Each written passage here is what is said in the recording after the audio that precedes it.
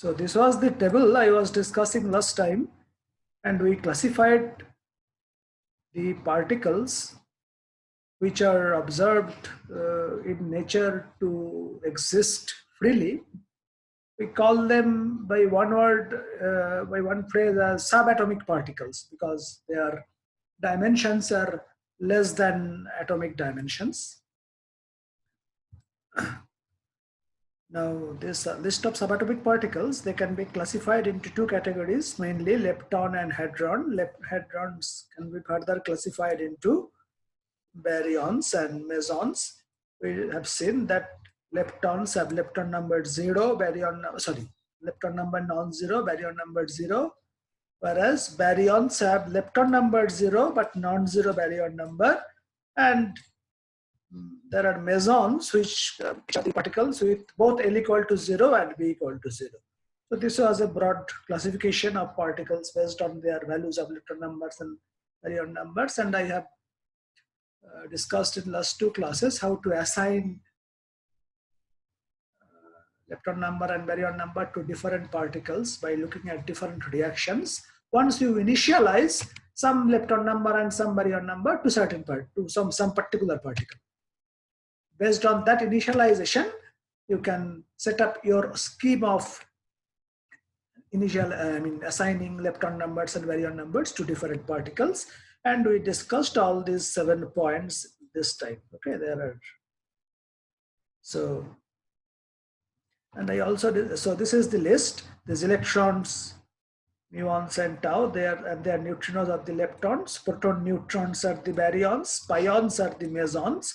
And we discussed early in last class, at the end of last class, some baryons, new baryons other than proton and neutron, and we discussed they are called K0, K0 bar, K plus, K minus, like that. Their masses are given.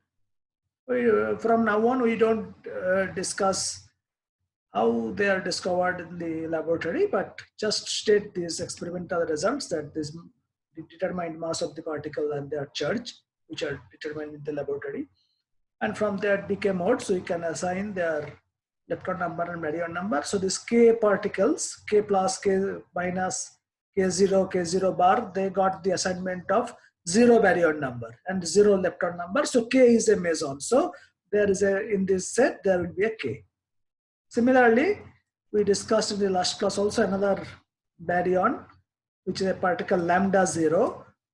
It is a chargeless particle, which it is called lambda baryon. There are other lambda baryons we will see later gradually, but this is a lambda 0 baryon which has a charge 0, and we see that from this decay, which is observed in nature, the baryon number has to be conserved. Lambda 0 should have a baryon number plus 1, which means it is a baryon. So lambda 0 belongs to this set. Okay, lambda 0 is here. So let's look at this table again in a more elaborate way, and we will discuss today. We will discuss the particles which will fall in this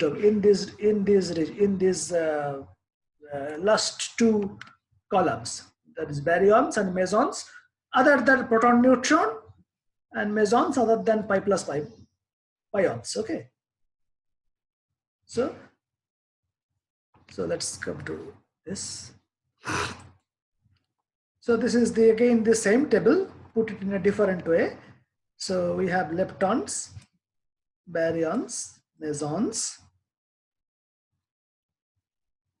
This proton and neutron, if you check the list of their masses from what discussed earlier, they are the lightest baryons.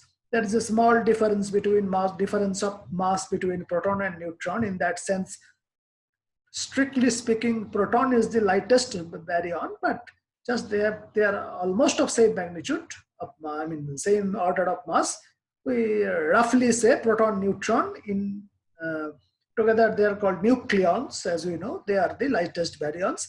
There are other heavier baryons expressed by different symbols. One lambda baryon we have already seen. We will discuss the others. there are other heavier baryons. Similarly, for mesons, these are the lightest, pions are the lightest meson, though there is a small mass difference, pi plus and pi minus are particle antiparticles. Pi 0 is a different particle than pi plus, pi minus, and its mass is also slightly different than this too, but roughly these pions are the lightest mesons. Okay, if we ignore their mass difference between, small mass difference between pi plus, pi minus and pi 0. Similarly, there are other mesons which are discovered.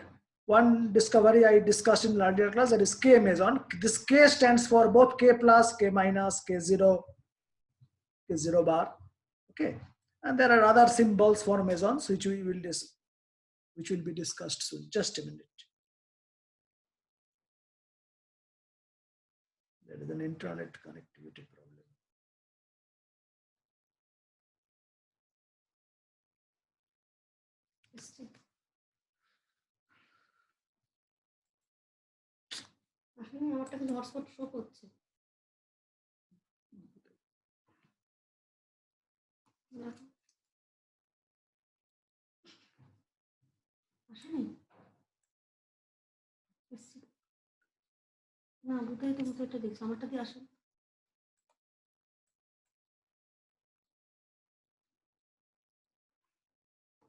Hello, can you hear me? Yes, sir. Now can I hear you? Okay. Actually, there was some problem with the internet. It switched off.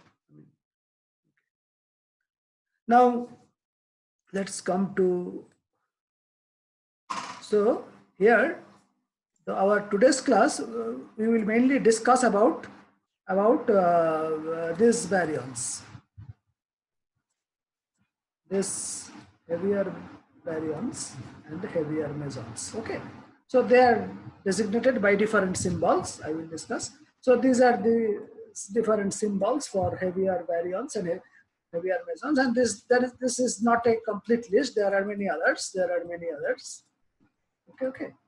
Now the point is that these baryons, these heavier baryons, that is baryons other than proton and neutron, and also these mesons other than pions, these heavier mesons, they exhibit some strange behaviors because of which they were initially named as strange particles.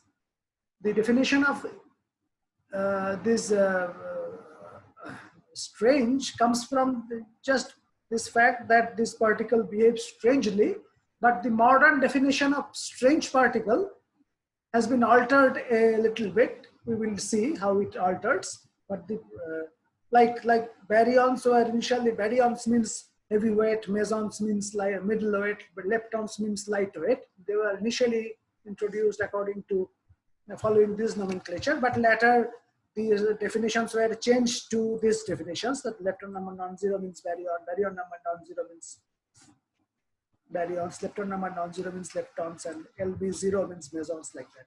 Similarly, just some strange behaviors of these heavy baryons and heavy mesons give this, historically, this particle got the name strange particles, but later, once we investigate what is this strange behavior, then we actually find out there is a scientific way of defining this strange property, and that is in terms of a quantum number, which is called strangeness, which we will study maybe at the end of today's class or maybe next class, but I am preparing the ground for that beautiful quantum number.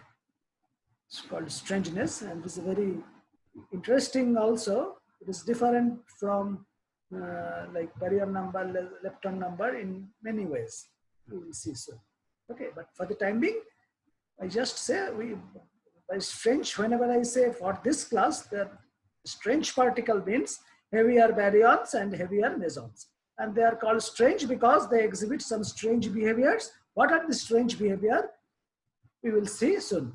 But to understand these strange behaviors, we have to prepare some ground. Okay, let me prepare that ground. So let's dwell for the time being on these heavier baryons, which are designated by these different symbols Now remember these symbols: capital lambda, capital sigma, and this symbol is called xi, capital xi. Lambda, sigma, xi. For the time being, only three which I have taken. But now these are not, as we will see, these are not a single particle. Let's come to this.